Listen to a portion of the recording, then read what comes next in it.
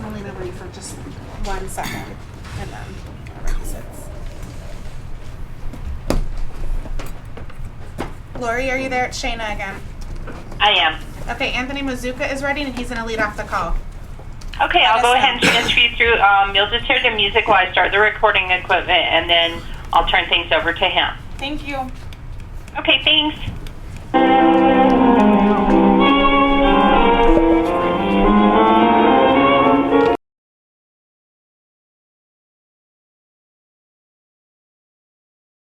Stand by.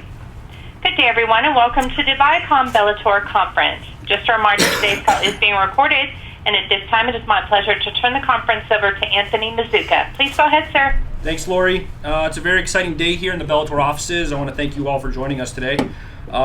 Before we begin, I'd like to let you know that a transcript of the call will be available tomorrow morning from either myself or Dave Schwartz with Spike.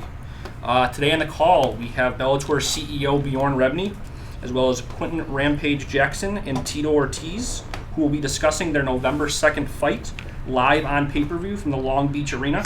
I'd like to also remind everyone, tickets are now on sale and we can purchase at Ticketmaster. We're going to take a few questions here first from the media that are in attendance and then turn it over to the phone lines. But before that, I'd like to turn the call over to Bjorn Rebney. Thanks, Anthony. I've said it many times before anything else, I'm an MMA fan. And while it's not part of our Real Sport tournament format, today I get to be a fan. I get to make a fight that I have always wanted to see. This isn't going to happen here often. This is not a huge new trend at Bellator, but it is awesome to be able to make this fight between these two icons. Greatest knockout I've ever seen. Literally, probably one of the greatest moments I've ever experienced in mixed martial arts involved this guy. It was when he was at Pride. It was a fight. It was a Ricardo Arona fight. Vanderlei was up for grabs in a huge fight for the winner. Arona was riding like an 8 or 9 fight win streak. He was an absolute monster. Arona got him stuck in a triangle, arm in, and instead of executing some spectacular technical escape from jiu-jitsu, he picked him up. Arona's head was, I think, 20 feet off the ground, or at least that's what it looked like to a kid like me who was watching at the time. And he slammed him down, and I swear Arona was unconscious before he hit the ring mat. It was unbelievable. It was the beginning. It looked like one of those cartoons that we used to watch as kids where like the rabbit would grab people and throw them down on the ground, and it was one of those amazing epic moments. But what it did for me is it established him, in my mind, as kind of a superhero, a guy that transcended the game. Then he came over here, there was the Eastman walkover, and then they put him up against Chuck, and Chuck was the poster boy on Entourage and doing all this stuff. I think it was 142 or 52 into the first round. That short right hook came, boom, lights out. And the image that superhero mentality built. And then there's Tito, who held the championship, held the title for, I think, longer than anybody except maybe 2 or 3 other guys. And there were the huge fights. There were the Ken fights and the Vanderlei fights. There was Chuck and there was Randy. These guys are icons in our sport. They're legends in the game. So when I started to meet him, and I've known him for, going on a decade, and I asked myself, could we bring it back? Could these guys come back and could they recreate, possibly just for a single night, that epic nature, that majesty, that something that was bigger and better and more powerful than what we typically get in mixed martial arts? I, for one, believe that they can, and I believe that they will. And with that, I'll make it short. I will turn it over for a brief comment to the People's Champion, Tito Ortiz. I'm really excited to be a part of Bellator and just a part of this event in general. I got an offer I couldn't refuse for my future of not only my kids, my family, but my pretty much legacy of what I've done in mixed martial arts. I've tried to do everything underneath the sun in this sport to get it where it is today, and everything I have is because of the sport. I fought with integrity and with heart and determination like no other fighter has ever done. I've been through every surgery that any athlete has ever been through, and I've prevailed through it. And once again, I'm continuing to prevail through it. I'm healthy. My mind is in a good place. I have a boss that I no longer have to fight with, that has my back. I have a company that has my back. I no longer have a relationship that drags me down. I have a great family that has my back. I'm in a good place mentally, physically, and emotionally, like no other. And me being in the position I am right now, had that little hunger of going, I want to be great again. And the way to be great again is not to fight chumps. It's to fight some of the best guys in the world. Rampage has been one of the best guys in the world, time and time again. I've lost to the guys he's beat, and I beat the guys that he's lost to. So it's just one of those things that this fight will make one of the biggest fights in 2013, and I believe in the whole future. And to make this fight happen, Bellator was the one to make this fight happen. As I said, they gave me an offer that I couldn't refuse. My future is solidified, and I'm happy about it. A company that I used to work for, I had to beg for tickets. I had to beg to be a part of it. And a whole year went by, and I waited, and I no longer could wait anymore. I got to think of the future of my children, and I'm doing this. I mean, I just turned 38 years old, and I feel good. I feel great. I know I've gone through things that many athletes don't come back after.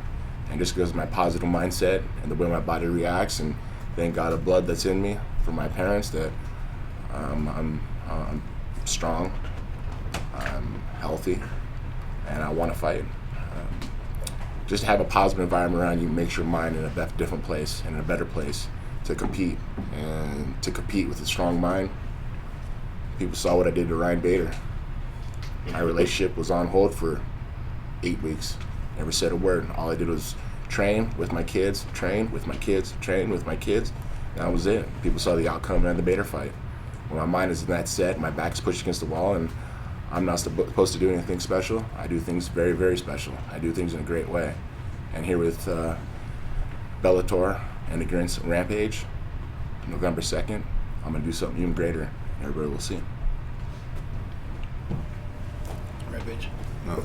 Well, y'all know I'm happy to be here. Like I said in my last press conference with Bellator, I said once the other fighters hear about how things work over here and the sweet deal I got, that they will be coming over. And I didn't think Tito would be the first one, you know what I'm saying? Honestly, I was really looking forward to fighting Roy Jones. I was, you know.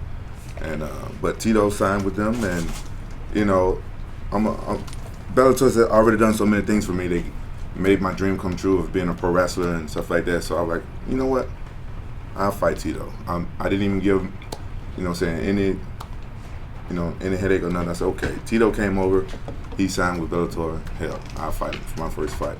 And I wanted my first fight with Bellator to be an MMA fight anyway, because I've been working on a lot of old skills that I forgot about once I got addicted to knocking people out. That's all I was trying to do. And so now I'm just working on everything, and it's good for me to get back into MMA and show the fans that I'm real serious about this comeback. You know, I've been fighting some tough guys, and it's hard to fight the top of the line with the injuries that I've had. So Tito know what I'm talking about. A lot of fighters don't know. A lot of fans don't know what fighters go through. They think all they see is us getting in the cage. They don't know about the training every day, and you have to train with the injuries and stuff like that. And they think, oh, you making excuses. Like, no, I'm just keeping it real. You know, sometimes you show up to the fight and you're not 100%, but only certain fighters do that. Some fighters, they bitch out. But, you know what I'm saying, fighters like me and Tito, we don't. And this is the thing that you guys don't know. Like, I've been reading a lot of stuff, and me and Tito have been taking a lot of hit from some MMA fans, and it's not right for a lot of never will be's and never going to be's to call Tito and I has-beens. You know what I'm saying? You guys should really smack yourselves for saying stuff like that. Like, people age, people get older, people have injuries, but one thing that they don't know about me and Tito is that we have something that they would never have. We have hearts. And I've trained with Tito for years, and I can tell secretly it's been a little competition between me and Tito. I remember when I first started out training with him and Rico Rodriguez. They used to kick my ass all the time, stuff like that, and they used to enjoy it. And then I started getting a little bit better, and me and Tito started going at it a little bit harder and stuff like that. And it's always been like a little little times, when me and Tito want to go at it in training. We've went at it before a couple times in training. It's been a couple times at Big Brother. Me and Tito had some battles and that people would never see, and now it's going to come out in the cage and in front of everybody. And so, yeah, it's going to be tough fighting a good friend like Tito, you know. But at the end of the day, I trust that Tito wants to put on a good show for the fans because that's what he is. He's a showman, and I'm a showman. You know, I've been in some of the best shows. I've been in Pride, fighting in front of 80,000 people, and you know, I've been in the UFC and the big shows, and you know, I've done movies, and now I'm doing pro wrestling. You know, I pretend that I'm a comedian. If you guys understand me, I just like to entertain people. Sometimes I do it a little bit too much, but this is what I like to do. Ever since I was a kid, I like to entertain people, and MMA has been getting really boring lately. I know you guys know this. MMA has been really boring for a while, and I'm not with that. You know what I'm saying? I want to liven this sport up, and so I'm honored to fight a guy like Tito because no matter what, when he steps inside that cage, he's an animal. He brings it no matter if it's by 100% or not. But now that Tito and I both understand about the mental game, what you guys would never understand, the other place where we was at, you know what I'm saying, you gotta get your mind right, and the mind frame just wasn't right. It's hard to explain. It's just the energy is just bad over there. Over here, the energy is good. I'm already like starting my camp right now, and I'm feeling so positive about this fight and about everything else. So if you guys don't believe me that I'm back, watch November 2nd, and I'm not gonna do all this talking about all this other stuff. I'm just gonna show y'all that night. Then you guys can follow me for the rest of my career and say, damn, Rampage wasn't lying. He's back. All right, we'll take a couple questions from the media here. Anyone? Loretta? My first question is for Bryant and Tito. Okay. What type of promotion do you think this fight will get? This is a Viacom-owned property. So, for example, will we see commercials for this fight on CBS? I think we can expect them on Spike TV at the very least. What type of promotion?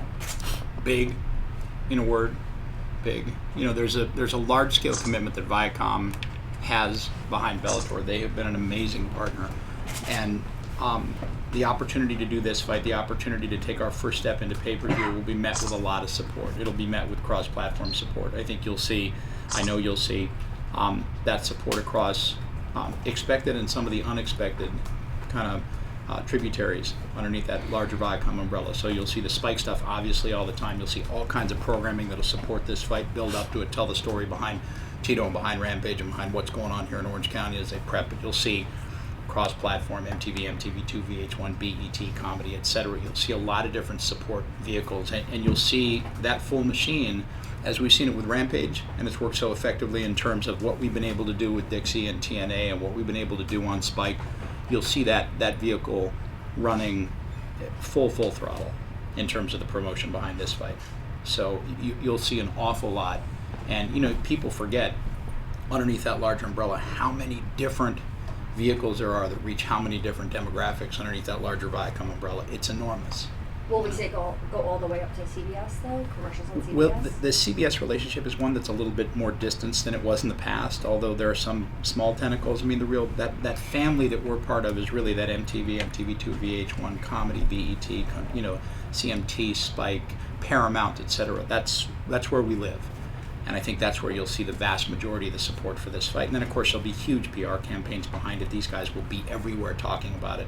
And then over the coming months, we'll be announcing, probably the coming 6 weeks, we'll be announcing the other fights that will be on this show, which will be epic, the best we've ever done. So it'll be huge support. Mm-hmm. Can I ask Tito and Rampage a question as well? You guys are both training down in Southern California. Can you just tell me where you're training these days? I mean, I know you own a gym. Yeah, I'm over at Punisher Training Center. I'll be there for the first 6 weeks, and then Big Bay the last 6 weeks. Mm-hmm. And Rampage? Yeah, I'll be doing my pre-camp at my gym, Rampage Fitness Academy in Mission Viejo, but then I'm going down to Rosarito, Mexico to finish up my camp. Where? Rosarito, Mexico. Why? Because I like Mexico. Is there someone down there you're going to train with? I bring whoever I want to come train anywhere with me. I go all over the world and train. But this time I chose Rosarito, Mexico. It's right on the beach. The people are really nice. They got quads. You can ride quads on the beach. You can ride quads on the street. There's senoritas walking around. They got burritos everywhere and taco stands. I'm trying to learn my Spanish. I like Mexico. Got a nice little condo on the beach right there. I can look out the window butt naked and look at the ocean and nobody can see me. I'm like, hey, how y'all doing? I can do a penis smack. on my balcony. Tito, Dave Doyle, MMA Fighting. Just curious, how long did it take for you to kind of come around mentally on the idea of fighting again after you had already kind of resigned yourself to being retired? You know, I think it became when my handcuffs came off me on July 7th. Things started clicking. Which would have been a year after you had finished with UFC. Yes. So does that kind of imply that you had been thinking about this for a while? I've been thinking about it for a long time. I think it was after my last surgery when I bounced back after only a month after surgery. Then I got knee surgery and I bounced back after 3 weeks. I was like, why was my body healing so fast? Then I realized what was around me, all the negative was gone. I had nothing but positive around me. And with a positive mindset, you can achieve a lot of things. I mean, yes, I got a big head and I got a big brain. And when it's using a positive limelight, a positive surrounding, I could be a scary man. And that's on July 7th, I got a call from Bjorn. The contract was done. July 8th, we came and we met. Dave Thomas brought it in. We sat down. Me and my attorney, George Beijing, we sat down. We hashed it out in a week. Got it done. They said me against Rampage. All the fans said, you know, I told the fans that me and Rampage wouldn't fight unless, you know, we were making millions upon millions upon millions, and it was for a title. I ain't taking no food out of his kid's mouth, and vice versa, and we're gonna put on a show, and we're gonna put on a show, and we're gonna do it the right way. And I think we're friends still, no matter what. But you know, great friends will make some of the great fights, and I give some respect to Rampage for still calling me as a friend. As the last guy had that pretty much sold out and became two-faced and said we were never friends. I wouldn't be your friend if I said no, let's not fight, because like you said, you got kids, I got kids, Yeah.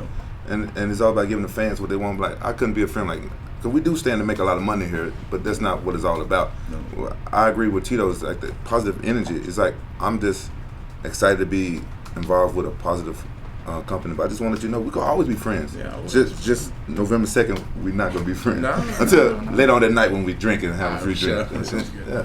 Did you guys talk to each other prior to when it was announced the fight? Like, hey, you know, like, and kind of talk like, hey, you know, we're gonna fight each other and anything like Well, that? I was in Japan and Tito was texting me, but I didn't know what he was talking about. But unfortunately, I was in Japan visiting my kids and drunk most of the time. So I was like, it was different times. I'm like, what? I was drinking in the club with a bunch of girls all around me. Like, what is this guy talking about? What is he?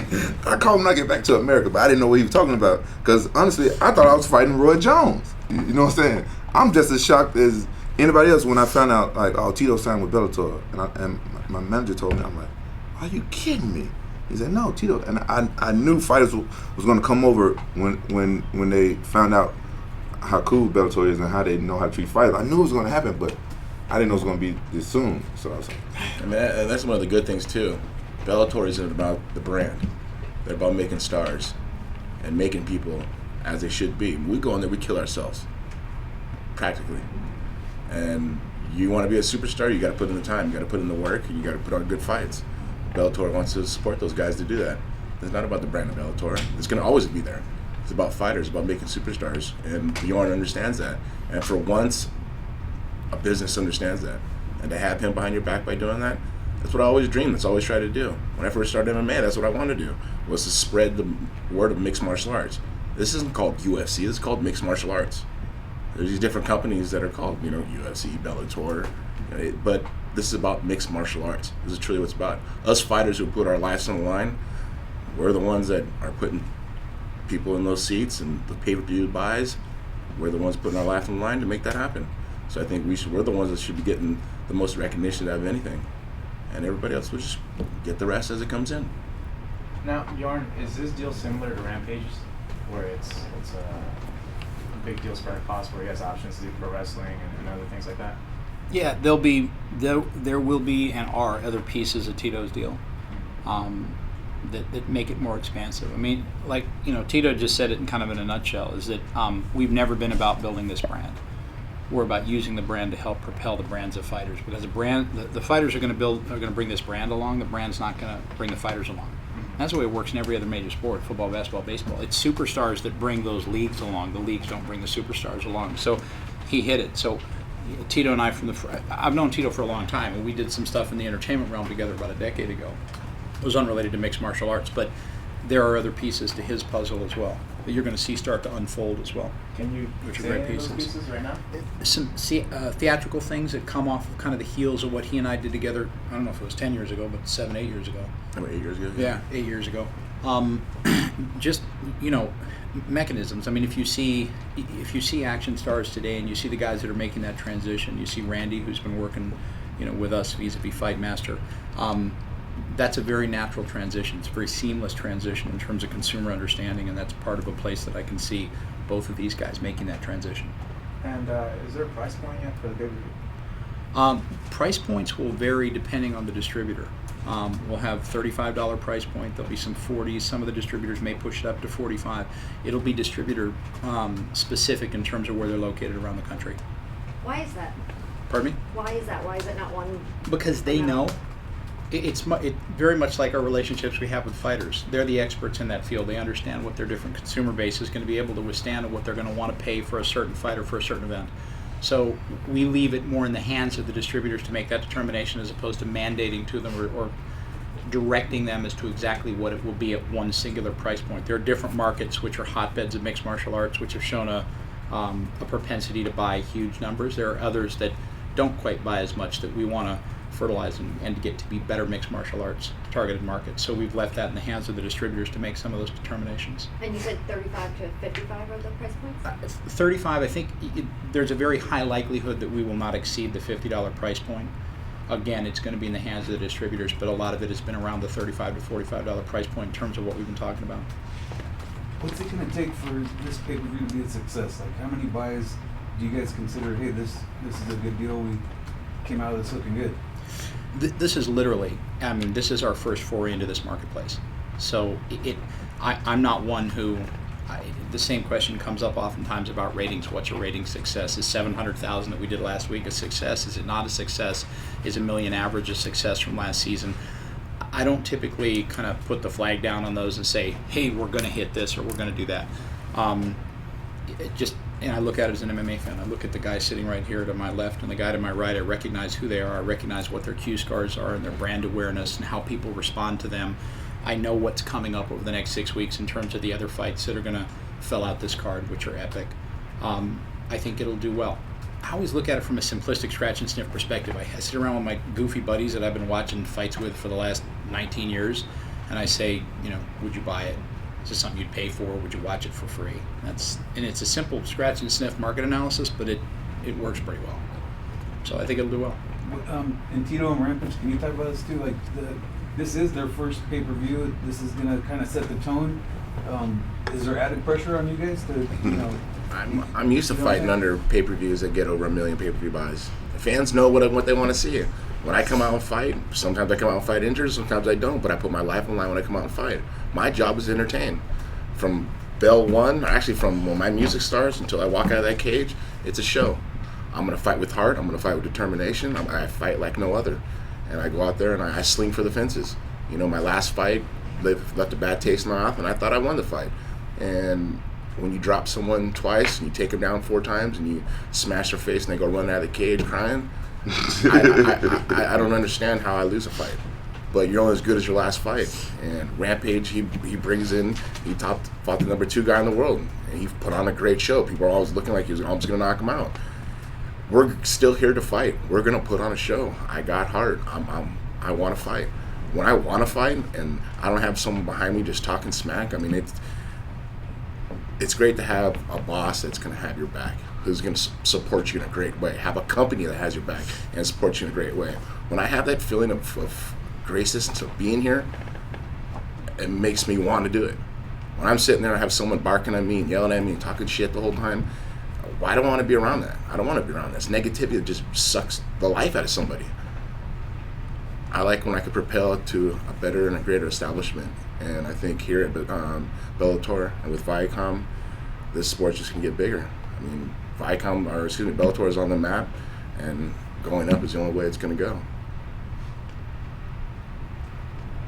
All right, we'll open the calls up to some questions by phone. Thank you. And to the telephone audience, if you have a question at this time, please press *1 on your touch-tone telephone. Just a reminder, if you're joining us via speakerphone today, make sure your mute function is turned off to allow the signal to reach our equipment. Once again, ladies and gentlemen, *1. And we'll go first to Dave Diebert at Post Media News. Hi, guys. Thank you very much for the time. Just a couple quick questions for Tito. How much did seeing some of the guys coming in, like Randy and Frank, with Fightmaster and with Spike, how much did that influence your decision? There were just so many facets amongst this whole deal, I think, that really kept my attention going throughout, the whole contract to be done. That had a little bit to do with it. Of course, anybody ever seen me on The Ultimate Fighter, I love to coach. I went to college to be a high school teacher and a wrestling coach. That was my idea, my goal, I thought, before fighting came about. So that is an idea, and that is something that did intrigue me a lot. I know I could do a lot better than any of those guys. The Ultimate Fighter go ahead and tells, but I don't like to be cocky until it's already done. But it had a little bit to do with it, of course. But I think the longevity of what my business, the Tito Ortiz brand, is given from Viacom and from Bellator that they're going to offer me and what they're going to give me. Business is my forte. I understand it. I know what it takes to get there, and that's hard work and dedication. Anybody ever seen me on Apprentice? My number one question I asked Donald Trump was, how do you become who you are? He goes, Tito, I wake up every day and I work as hard as I possibly do, and I possibly can. Well, I've been doing the same damn thing for the last 15 years. That's why I am where I am today, and I get the recognition of what I've done. And when the Fightmaster does come about, and then I have an interest in it. Of course I do. Along that same line, what about the past relationship with Spike and maybe some people who are still around the company? Again, was that also something that weighed in your decision to sign? Yeah, of course. The first couple times I worked with Spike, all the guys at Spike were awesome. We had some of the best ratings in Ultimate Fighter history. When me and Shamrock did it, it was huge. When me and Chuck did it, was huge. They just always treat us right over at Spike and always did the right things. And I know that Bjorn's behind this and making this happen even more with Bellator. Up is the only way to go. You've seen the little small thing you did on TNA wrestling. I've always been a big fan of wrestling. People gotta understand, professional wrestling is what got me into fighting. What got me into collegiate wrestling in high school. When I walked in the wrestling room in high school, I was like, all right, where's the ring at? Not understanding that there was two totally different sports. Hulk Hogan was a guy I look up to. And all of a sudden, I'll be side to side to Hulk Hogan. Is this supposed to happen in my life? Is this everything in life happens for a reason? I believe so, and I'm going to run with it like no other. I have an opportunity like I've never had in my life, and never expect that would happen. And thanks to Bellator and Viacom, this is happening for me. And sky's the limits. And I'm going to shoot for the moon, and maybe I'll land on a star instead. All right, last one for you. There's been a couple. Dana alluded to it. Stephen Bonner alluded to it. Money issues that you may or may not be having, and that's why you're coming back. How much of this has to do with money? How much of it has to do with competition? How do you feed your children or your family? Well, sure, got to get paid. Okay. Well, that's really not a problem. I think my kids are going to get paid either way. I was smart enough to save my money. I invest. And the biggest thing you can invest, that's something that people, they don't make much of, that's called land. And I own a lot of it.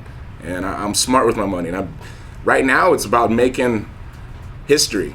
It's about making another brand. It's about making a company, that I put my hard work of 15 years into, that pretty much just shut me out and turned me down. Now I'm with another one that I'm going to do exactly the same thing with a positive environment around me, where some people who care about me and want to do something great in the sport. And I think the fans and the fighters in general need another opportunity instead of just answering to one man, to be able to have the opportunity to look somewhere else. And let me tell you, Bellator has given that opportunity to fighters that I've always said from the very beginning about pay, about how they should be treated and so forth. And, Bjorn understands that, and he respects us fighters. And, you see Rampage coming over here. You see Couture coming over here, myself. And I think this is the beginning of many that will come. because people want to be treated right as fighters. We should be respected as fighters, and that's what it comes down to.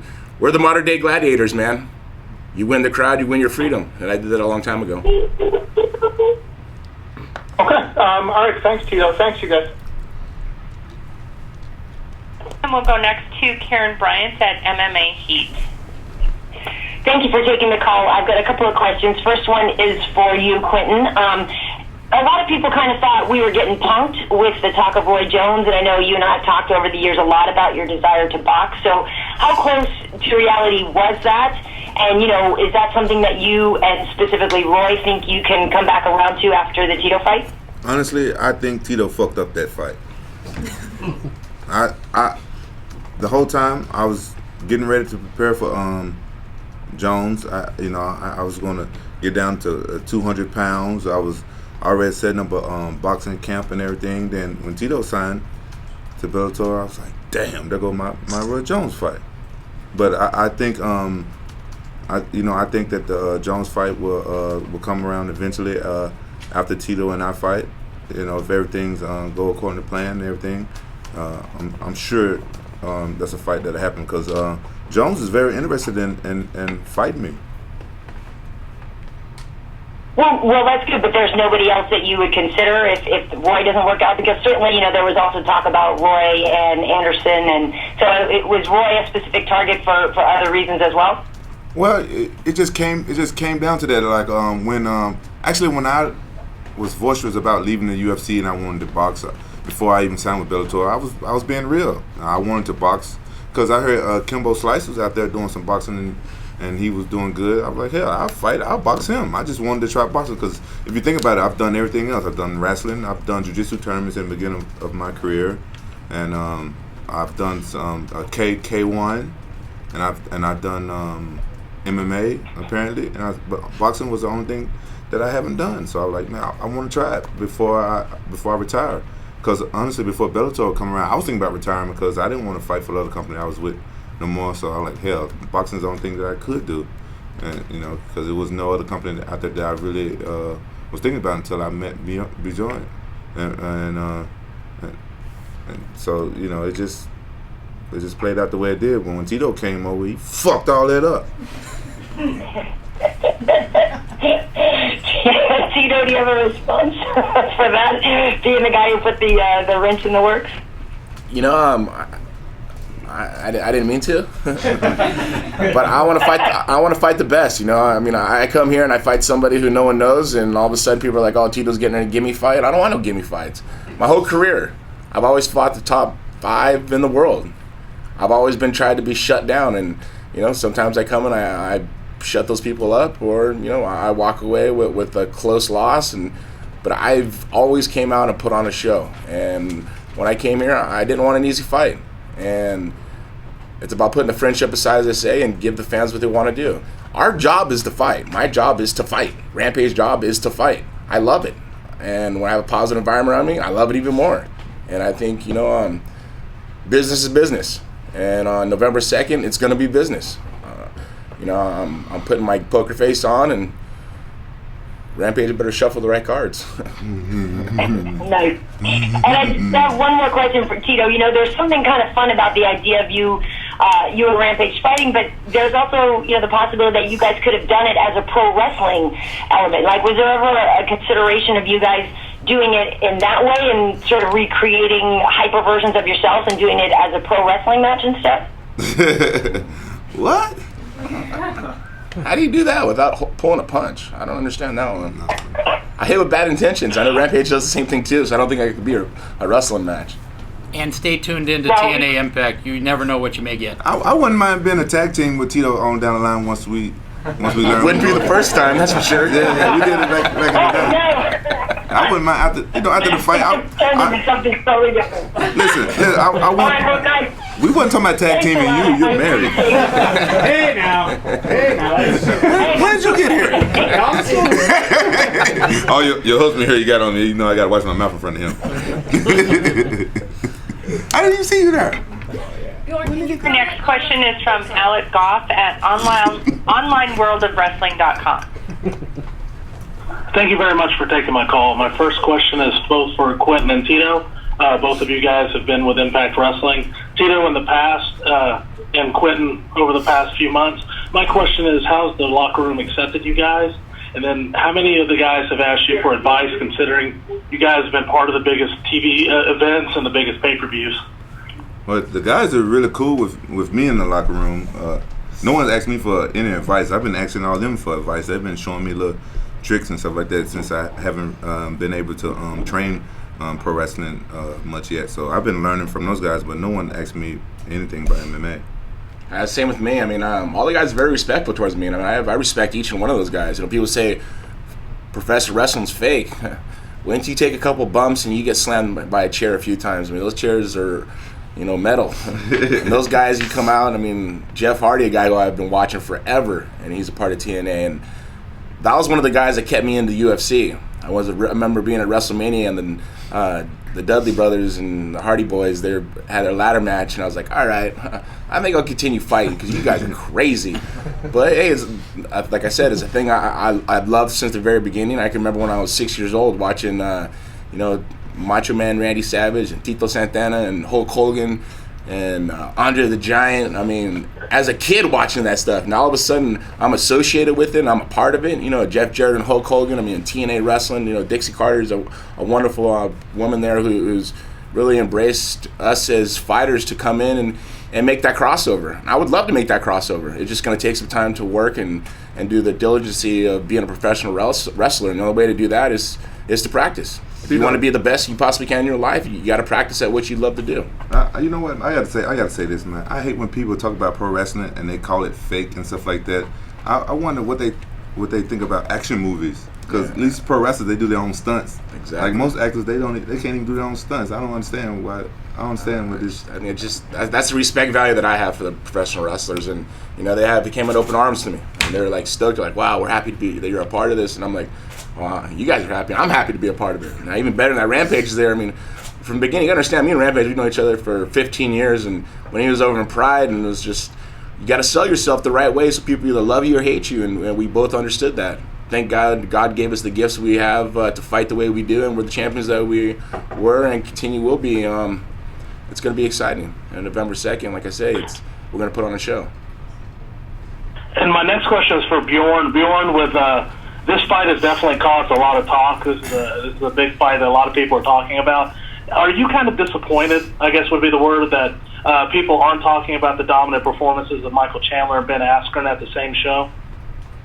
No, you know, kind of an overabundance of riches. I'm not going to complain about it. Look, there's been a huge amount of talk about this, but, you know, if you've been an MMA fan for the last decade plus, these two guys are, if there was a Mount Rushmore of mixed martial arts, these would be two of the heads that were carved in stone. So, you know, look, I've said it many times, I think Michael Chandler's the best lightweight in the world. I think you put him in against any lightweight on earth, he comes out with a W. They're going to need a lot of stone for Tito's head. I think, you know, look, I think Askren put on another Askren-esque performance. But, you know, Chandler's a phenom. Chandler's an absolute monster. And look, the good news about this is we're going to have these two guys headlining a pay-per-view on November 2nd right here in Southern California. And if everything works out the way I'm hoping, you're going to get to see Chandler on that same pay-per-view. And so you're going to give him an amazing platform, an amazing basis. I mean, we as endemic market MMA fans, we know about Michael Chandler. And now the buzz is he top 3? Is he top 2? Where does he fit into the equation? I know where he fits into the equation. But now you put him on a card with Rampage, you put him on a card with Tito, suddenly you get people looking at it in a completely different light. So it's exciting. It's very exciting. Yeah, these guys stole some of the limelight, but why was now the time to do the best time? It was just, you know, look, there were a lot of different stars that needed to align. We needed to establish a brand on Spike, obviously, as a preeminent distribution platform for MMA content. We needed to do solid numbers in the first season. There was a lot of thought process and kind of planning that went in with Kevin K and I, who had Spike, sitting down and strategizing on the right time and the right place. How do you straddle those two kind of parts of that same fence? How do you get huge names on a pay-per-view, and then how do you use that as a catalyst to develop some of the guys that we believe are the best in the world and could beat anybody on earth? How do you create all of that mechanism?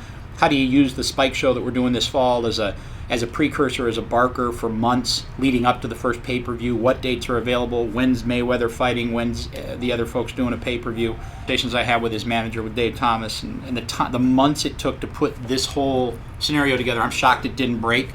But there's a lot else in the works. I mean, not sleeping 4 hours a night and working 7 days a week, 365. You can get a lot accomplished, even when you're simple like me. So, we've got a lot in the works. There's a lot of stuff going on, and I don't know that it is guys who have opted for retirement. There's a lot of different pieces to this puzzle that are going to keep getting unveiled. New guys we're going to develop, Michael Chandlers of the world, the Pat Currans of the world, Alexander Slemenko's, Tito, Rampage, and others that you'll see. It's all starting to move in a great direction. Fighters want to be treated right, they come to Bellator. Can I fight titties on pay-per-view one day? Daryl Showman? I'll fight him just on Spike. There you go. I'm happy to fight That's him. Our next Spike show. Rampage versus And we'll titties. go next to Eddie Goldman at No Holds Barred. Thank you very much. Hello, everybody. First of all, congratulations on all these signings. My first question is both for Rampage and Tito. You both talked about things like a positive environment at Bellator and that there was bad energy at the previous company you worked for. Can you elaborate a little bit more? Because you guys both seem very, very relaxed during this press conference, and even though you're fighting, there's not a lot of the hype and the stuff that we've seen in other types of events. Well, I think, this is Tito, I think it really comes down to our careers speak for themselves of hyping a fight. People know where we're going to bring it to when it's fight time in the cage. And the positive reinforcement. If we lose, the boss ain't going to sit there and talk smack on us, talk shit on us the whole time, saying how horrible we were and should be retired and this and that. It's just there's two guys who go in there and they fight, and one guy loses, one guy wins. We both put on a show. Every one of my fights I ever fought, I lost one. I put on a show. It was I could take away a point, could give a point. I would have won. It would have been a different story. But it's just one of those things. You got to embrace the fighters, and I think that's what this truly is about: is embracing the fighters. And Bjorn and Bellator will continue to do that and do that. And I think that's why you put this pay-per-view together. And Rampage, you want to comment on that a little bit, please? Well, I agree exactly with what Tito said.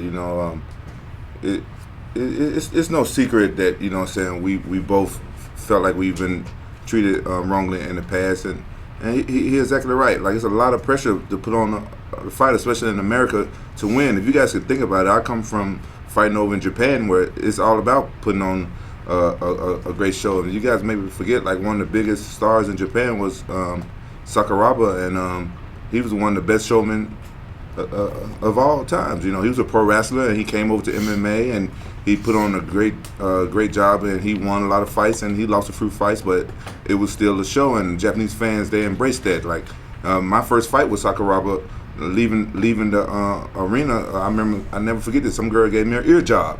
Even though I lost the fight, she was sucking on my ear. I couldn't believe that. I never experienced that. I was feeling really down. Like, man, I lost the fight, but the fans like, no, you fought with samurai spirit. You didn't give up. I was trying to beat them. I was slamming, and they loved that. And that's something that me and Tito have. When we go and fight, go back and watch some of our fights. We don't fight not to lose. We fight to win. We fight with our hearts and to put on the show. And I think that we should be respected for that. But like my last couple fights, I fought injured, and all I got was ridicule for my head's not in it no more and stuff like that. Like, hell, I could have backed out the fight and ruined the whole card, but no, I didn't. I stayed in like a soldier, and I fought. I think I should have been like, all he had to do was say thank you for not pulling out and I would have been happy with that, even with the loss. And we have nightmares about our losses and stuff like that. We have to deal with that. We don't need the fans and the promoters to give us crap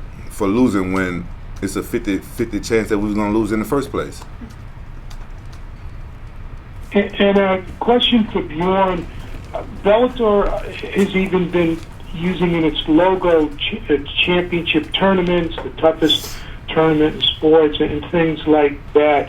Is having this fight headline a pay-per-view, is that a repositioning of Bellator, or is it sort of an enhancement of where Bellator is at? Maybe you can comment on that, because people have been discussing that. Yep. Hey, Eddie. No, man, I think it's an enhancement. I think it's an enhancement for sure. I mean, look, the bottom line is that the cornerstone of what makes us different, our point of difference is that we're real sports competition. And when it boils down to world title fights, when it boils down to crowning our champion at 170 or 55 or 45 or 35 or whatever the weight class, guys are going to earn the right to fight for that championship, and they're going to have to beat the champion. It is the toughest tournament in sports. It's real sports competition. We're not sitting around waiting for some wrestler to lose 2 fights straight and then embark his way into a 205 world title fight. That's just not the essence of what we do. But it never meant, and you and I have talked about it, I think last time I was in New York when we did the Mo announcement for Impact, is it doesn't mean that we can't do great things. It doesn't mean that we can't do special events like this that light that bulb for fans or that get people excited about a big fight. It doesn't mean we can't put on a spectacular fight that has the essence of matchmaking behind it.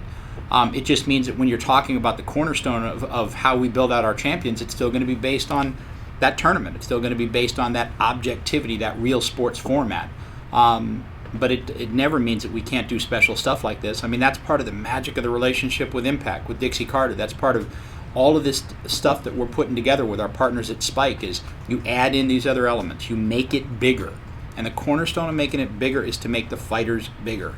I'm not Mother Teresa for doing that. That is just sports 101 on how you build up a brand in a league. You make the superstars bigger and you let them bring everything along. And that's what this is about. So, no, you're going to see more of this. You won't see it every day. We're not going to crown a champion this way, but you'll see more of this as we continue to grow and continue to evolve.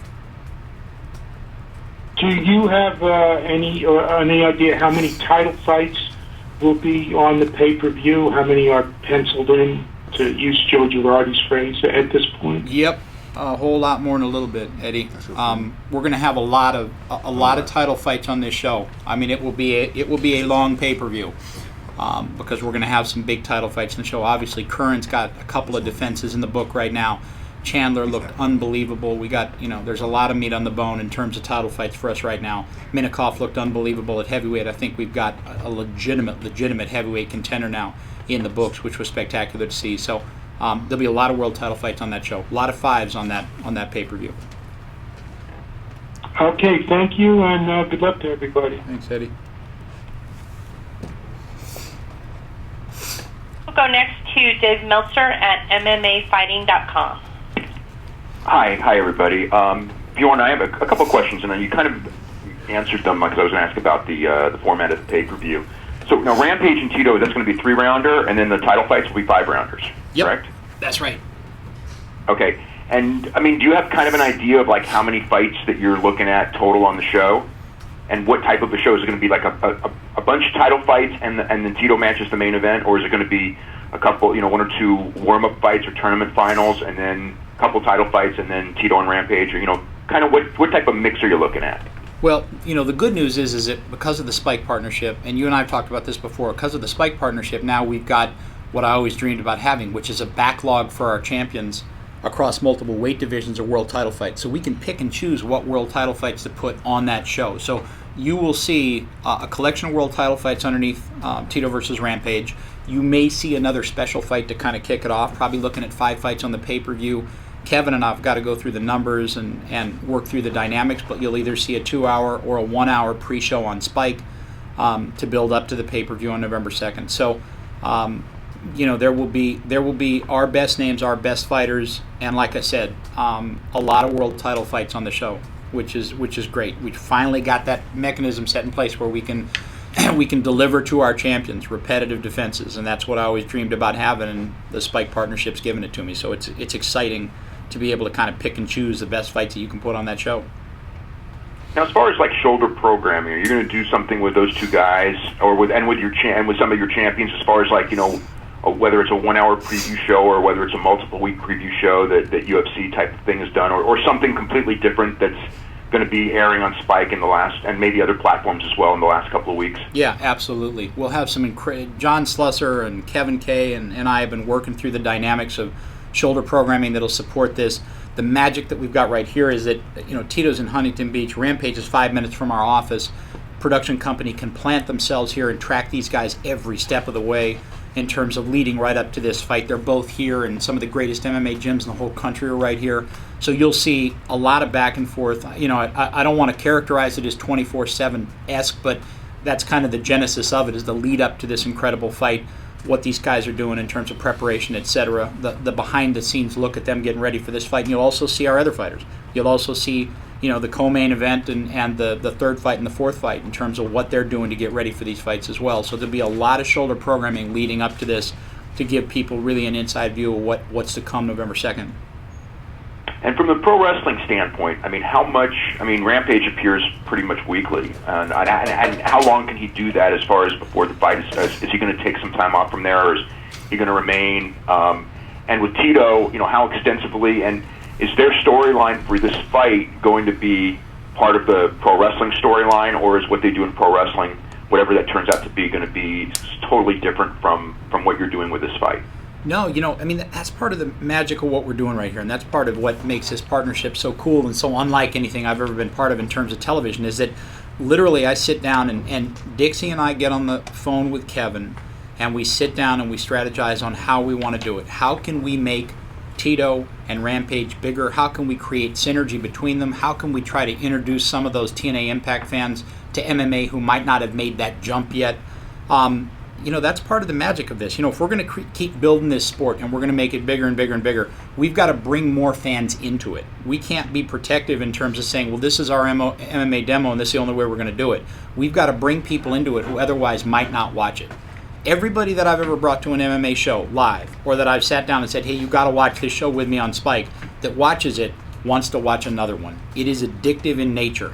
So if you can bring people to it, vis-a-vis having an amazing partnership like I've got with Dixie, or what Kevin and Dixie and I are doing together, and the build out of the storyline between Rampage and Tito, that's magic in a bottle. That's what this sport needs. That's what we need as fans of the sport to be able to build it. So you're going to see a lot of that. You're going to see a lot of build out on TNA Impact. You're going to see, I think, you can see Tito this Thursday on Impact again with Rampage. All good, all positive, all promo, all bringing in more fans. Yeah, now in October they've got their biggest show of the year, and that's in San Diego. Right. Is there going to be things with involving are they going to be able to touch, so to speak, before the fight on pro wrestling, or are they going to be involved in that show, or just involved in that show, just whether it's cutting promos or just in other ways, but not going against each other, or not being linked with each other, or is that kind of early to say? Well, let me tell you, brother, like, just take your prayers or take your vitamins. Look, you got to stay tuned. You got to stay tuned. You got to tune in on Thursday nights and watch these two guys on TNA Impact. But there's a well thought out build out in terms of how we're going to bring some of those fans over and welcome them to the greatest sport in the world in MMA. And like I said, the three of us are just lucky to have partners like Dixie and like Kevin who have put this whole mechanism together, and like a family like we've got at Spike. So you'll see that build out, and it may in fact lead right up to that huge October event down in San Diego with TNA Impact. And for Tito, I know you've had the neck issues and the back issues, and when you retired the first time, I know that you were talking about maybe needing more surgery. And have you had surgery in the last year, or have you just, by not fighting and not training at that level, been able to heal up pretty well? What's kind of like, the condition of everything right now? Well, actually, my last surgery was 12 weeks ago. I had an ACL replacement. Oh, really? Okay. Yeah, and I bounced back after a month and a half. A month and a half, I was back to drilling again. I know my body recovered super, super fast. Of course, at the end of last year, I ended up having neck surgery for the last one. But just my body recovered. I'm still young. I got good blood in me. I don't know what it is. I don't know if it's the Latino blood, or I don't know. I couldn't tell you. What was the surgery you just had 12 weeks ago or so? ACL replacement. So you just had another knee surgery? Yeah, on my right knee. And it healed quick. I went the Gadabra way. Dr. Ronald Kavitny out of Curlin Job in Los Angeles, who did my first knee surgery that I fought 6 months later, did this one, and I recovered faster than I did my last one. So I don't know, maybe I heal faster or something because I have a better environment around me and a positive environment around me, or maybe just God keeps throwing down blessings to me. But either way it is, I just feel good. Is this the same knee you had the ACL cadaver replacement surgery on a couple years ago, or is that the other knee? That's the other knee. That was the one before I fought Forrest 9 weeks before, where I got the meniscus taken out, and right. I guess I tore the ACL during the fight itself, and about a week later I couldn't really walk that well, and they went in and did MRI, and they said the ACL was completely gone. So I had to wait until after my neck surgery to get my knee surgery, and I got it done, and now I am the $1 Million Man. Okay. Well, congratulations, you guys, on making this deal. It's a very interesting one for sure. Thanks. Moving on, we'll go next to Dan Rhino at InsideSTL.com. Good afternoon, everybody. Thanks for having me on. Question for Tito. Tito, with the short-lived retirement that you've had, it's led some to believe that you weren't, in fact, ready to hang them up at all in the UFC. Do you feel like you were overly coerced into retiring by the UFC, or was it just the sour taste in your mouth after the Forrest Griffin decision, the need to go out on a win for your legacy? What was it that made you want to come back so quickly? I don't know. I guess if you poke the pit bull so many times, he's gone. So I'm going to put on a good show because I have a good mindset. And that's my job. I've been an entertainer since day one. I'm hungry. I'm going to fight like a lion and like a warrior that I am, with heart and dedication, that I think that every fan deserves to see as a great fight. And that's why I picked the fight against Rampage. He's one of the best fighters in the meeting. I was pushing the company as hard as I possibly could, pushing the brand of mixed martial arts as hard as I possibly could. And I continue doing exactly the same thing as I did there as I will do here. And that's my job. That's why they hired me, because I do the best things the best way I possibly can do them. Awesome. Thanks a lot. We'll go next to Matt Erickson at MMAJunkie.com. Thanks a lot, guys. Bjorn, just real quick, can you kind of take me behind the scenes a little bit? And was there a situation where you were able to, sign Tito and then the light bulb went off in your head that a pay-per-view was possible, or did you target him specifically with the pay-per-view fight against Rampage in mind? Targeted him specifically with a Rampage pay-per-view in mind. Look, I just looked at it again. I just kind of took off the CEO hat and put on the fan hat. I was like, of the epic battles that I wanted to see that I never got a chance to see, what was number one on my list? And Rampage Tito was number one on my list. A great, never gotten a chance to see. Couldn't understand why it wasn't made until I started to do another huge fight that, as an MMA fan, you look at and you go, whoa, that's great. I would love to watch that. We will probably jump back into the pay-per-view arena, but it's not going to be one of those things where every single month, do or die, we keep putting it out same time, same place, same channel, where we don't necessarily have, or someone else doesn't necessarily have the fighters to fuel it the way that a premium purchase should be fueled. So we'll get back into it when the timing's right and we've got the right fighters. Pay-per-views are about great fights between great fighters. Pay-per-view is not about just sending it out there into space and saying, hey, give me $45 or $50 of your hard-earned money. So we'll be back in it, but we'll be back in it when the time's right to be back in it. Great. Appreciate it, Bjorn. Thanks so much. Hey, Lori, we'll take one more question. And that will be from Jason Floyd at the MMAReport.com. Hey guys, thanks for taking my call. First off, Bjorn, will this be a light heavyweight fight or will it be a catchweight bout? 205, light heavyweight bout. Also, you mentioned about Michael Chandler, and is there an opponent you have in mind with him? Is it Dave Jansen or is it somebody else? Well, we'll see. We'll see. I like Michael Chandler's chances against anybody on the face of the earth, but we'll see. Given what we were able to see against Rickles, given that explosive tornado that we saw for however many 40 seconds that lasted, that lightweight world title fight lasted, I can't wait to get Mike back in there. He sure isn't getting paid by the hour. And I'm excited to see him fight. We'll see who he may be fighting in I think, relatively short order. Also, for Tito, you mentioned earlier that Bellator made an offer that you could not refuse. Could you go into detail of why this offer was out there that you couldn't refuse it? I'm sitting right here and I'm fighting against one of my best friends, so that's a pretty offer that you couldn't refuse. That's about extensive. I'll get into it. I don't have nothing to worry about anymore. Right, I'm happy. I'm very happy. All right, thanks, guys. Thanks for the answers.